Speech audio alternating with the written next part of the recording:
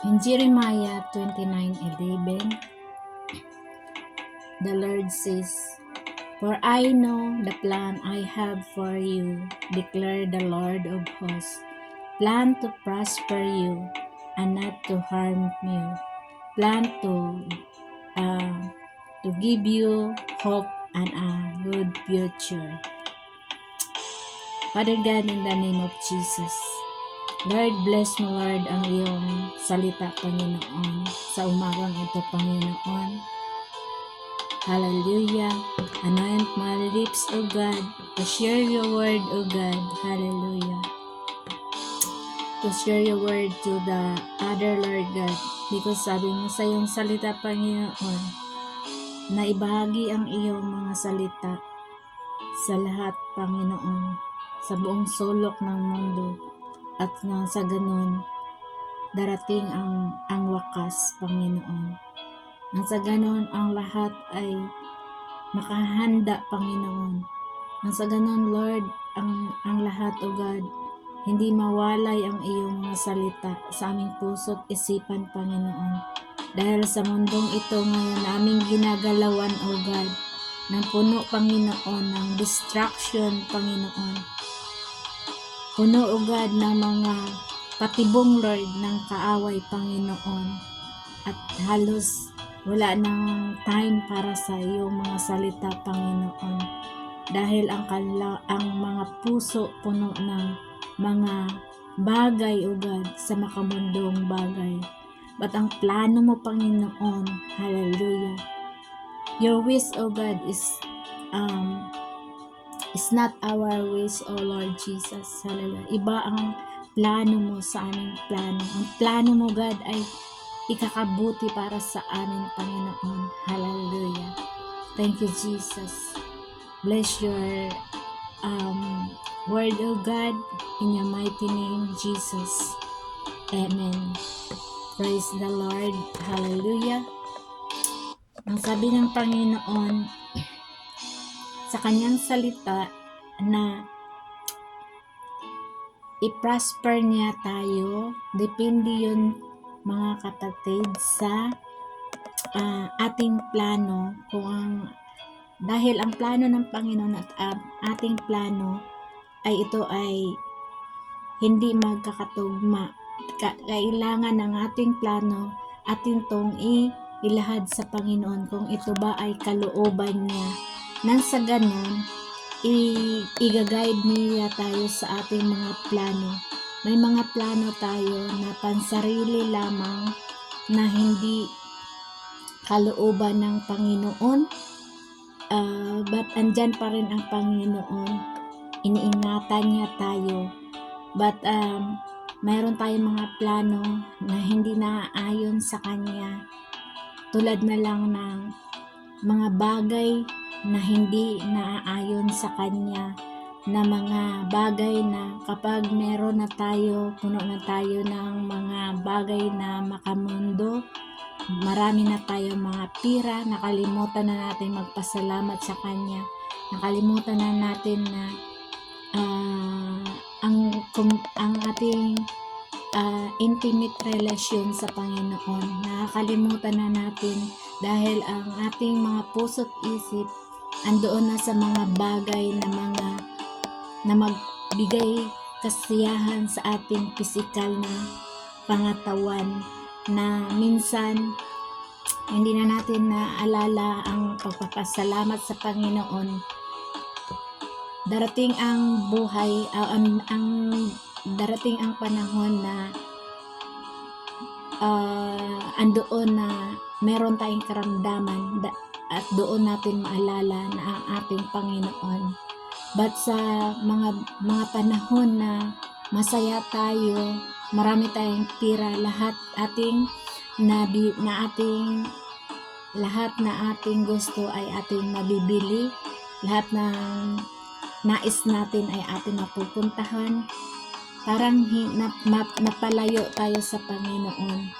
Kaya kapag ang plano natin, tulad ni Moses, nung pumunta sila sa Promised Land, ang sabi ng Panginoon, Moses, pumunta ka na sa promised land, pero hindi kita sasamahan. Then, hindi pumayag si Moses dahil hindi niya kasama ang Panginoon. Sa bawat plano natin, mga kapatid, ilahad natin sa Panginoon kung ito'y kalooban niya, kung sasamahan niya tayo sa bawat gagawin natin sa ating buhay, kung ito'y magbibigay lugod sa Kanya, kung ito ay kalooban niya sa ating buhay, hindi tayo mapahamak, hindi tayo mawalay sa Kanya, dahil ang mundong ito ay puno ng patibong ng kaaway, puno ng mga distraction upang mawalay tayo sa kamay ng Panginoon, dahil ang dyablo ay nais na nakawin ang ating pananampalataya sa Panginoon at mawalay tayo sa Panginoon.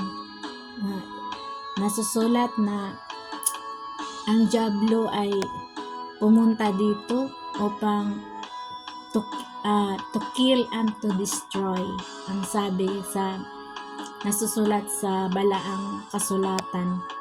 At but ang pangako ng Panginoon ay para sa ating ikakabuti, para sa ating a good future. Alam niya ang ating hinaharap. Alam niya kung ang ating hinaharap na ang ating pinupuntahan, kung doon ba tayo sa ikakabuti ng ating kaluluwa, kung ang mga bagay na ating yanais ay hindi ikakabuti sa atin, hindi tayo sasamahan ng Panginoon sa ating mga gagawin. Oo, andoon na. Minsan, nakuha natin ang mga bagay na ninais natin kahit hindi natin i-ask sa Lord na, Lord, ito ba ay kalooban mo, ang mga bagay na ito? Kaya, ang sabi nga, kung ano ka ngayon, dahil sa desisyon mo kahapon, kaya andito ka ngayon. Even mabuti ang kalagayan mo ngayon, naging prosperous ka ngayon dahil sa ginawa mo kahapon.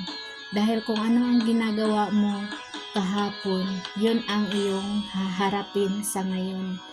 Kaya kapag i-commit mo sa Panginoon ang lahat ng ating mga plano sa buhay, i-guide tayo sa Lord, pagpalain niya ang mga bagay sa ating hinaharap. Praise the Lord. At wag natin kalimutan na sa bawat plano ng ating buhay, lagi tayo mag-ask kay Lord, lagi tayong manalangin sa Kanya kung ito ay kalooban niya, ito ba'y karapat-dapat nating gawin. Mas masarap na samahan tayo ng Lord dahil kung ano ang ating hinaharap, si Lord na ang bahala sa atin. Dadalhin ko kayo doon sa taong mayaman, sa nasusulat sa Bible story, na yung taong mayaman, may malaki siyang lupain at marami siyang ani. At sabi niya sa kanyang sarili, dahil malaki na ang kanyang kinikita, ang ani niya, at maliit lang yung kanyang lalagyan sa kanyang ani, sabi niya sa kanyang sarili, magpagawa ako ng mas malaking lalagyan ng kanyang mga ani, kayamanan niya, nang sa ganon, ito kanyang ihanda, at kahit hindi na siya magtrabaho, mabubuhay na siya ng masagana dahil mayroon siyang napundar na mga ani na marami. Kahit sabi niya sa kanyang sarili, kahit na hindi na siya magtrabaho sa buong buhay niya, magpakasasa na lang siya sa mundong ito, kumain, magsaya, at magpakasasa sa kanyang physical na pangatawan. Lahat ng kanyang gusto kaya na niyang bilhin. Yun ang plano sa taong hindi naka-align sa plano ng Lord. At sabi niya hanggang magpakasasa siya hanggang siya ay tumanda, mamatay, dahil nakapundar siya ng marami. At yung taong yun, hindi niya kinikilala ang Diyos.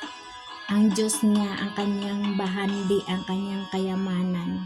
Ngayon, ang sabi ng Panginoon, "Hoy tao,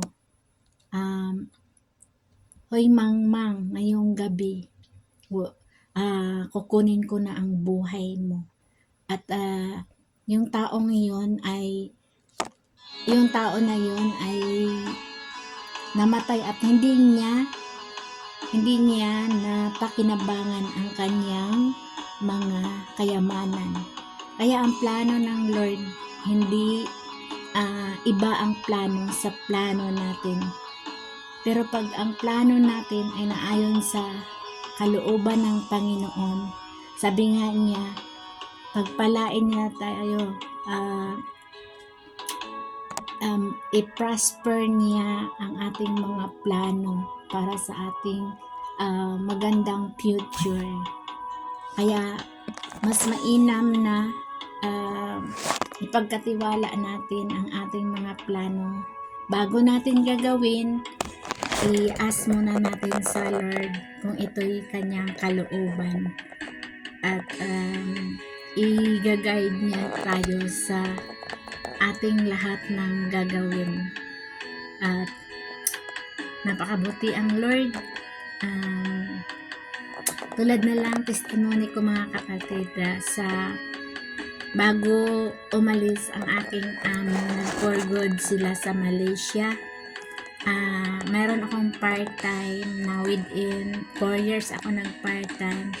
Actually, maganda talaga dito sa aking pinag-part-taman dahil kunti lang ang trabaho. Kasi sabi na noong nalaman ng amo ko sa part-time na mag-for good ang nagiging amo ko at dadalhin nila ako, nalungkot siya dahil dadalhin ako at mahirap daw kumuha ng panibagong mapagkatiwalaan. Tapos sinabi niya sa akin kung gusto ko bang sumama sa amo. Sabi ko ayaw ko na masaktan ang amo ko dahil maganda ang pakikisama nila sa akin. Kahit nang gustuhin ko man manatili dito sa Hong Kong, pero gusto ng dati kong amo na dalhin ako sa pag-for good nila sa Malaysia, doon pa rin ako sa dati kong amo.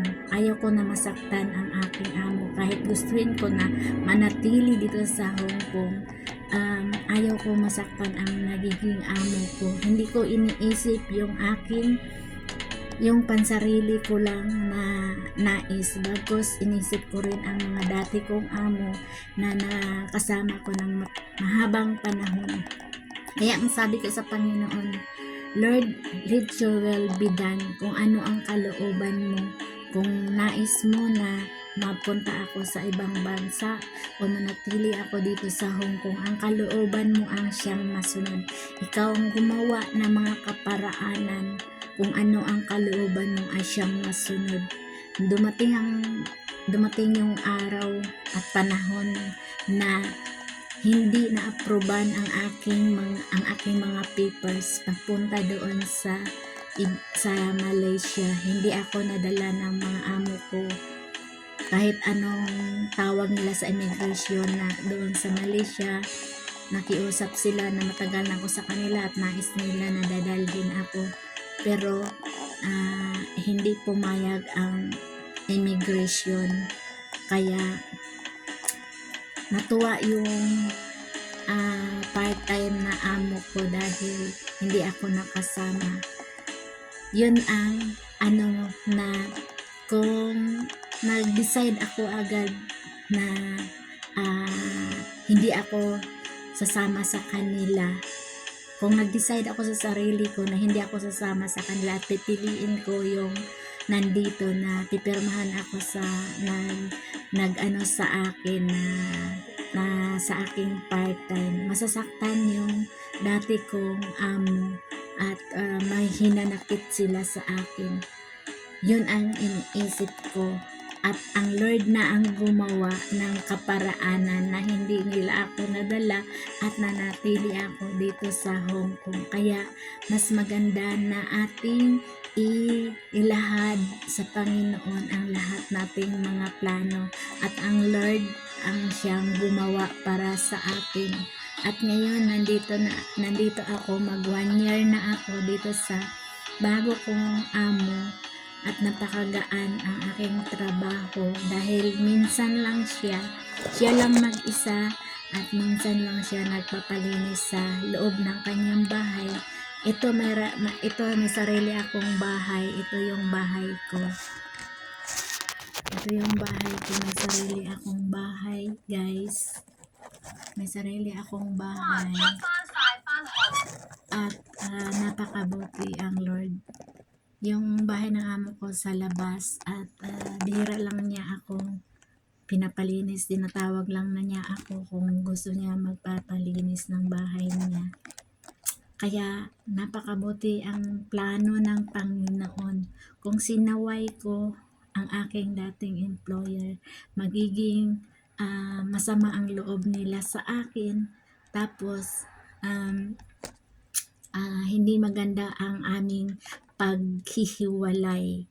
So, naghiwalay kami na andun yung pag-ibig, andun yung relasyon pa rin namin na bilang mag-amo na napakabuti nila. Kaya noong after 1 year, bumalik sila dito sa Hong Kong.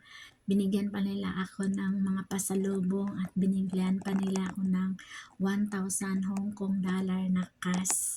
Kaya napakabuti ang plano ng Panginoon. Basta hindi tayo gumawa ng mga bagay na meron tayong natatapakan behind sa mga nangyayari. Hayaan natin na lagi na ang Panginoon ang gumawa sa atin.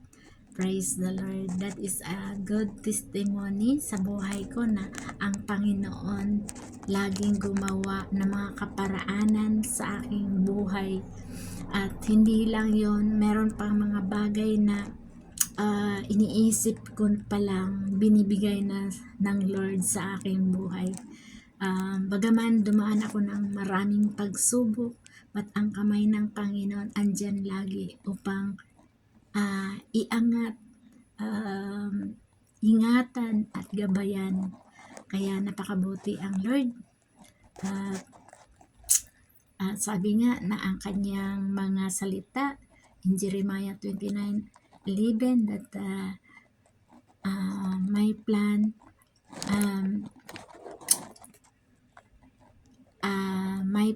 is Jeremiah 29:11.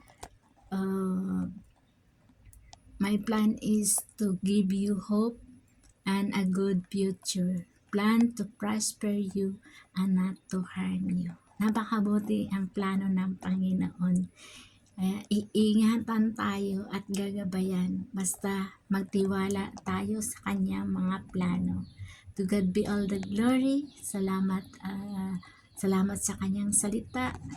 Panginoon, salamat Lord sa iyong mga salita sa umagang ito, Panginoon. Hallelujah. Napakabuti mo God sa aming buhay.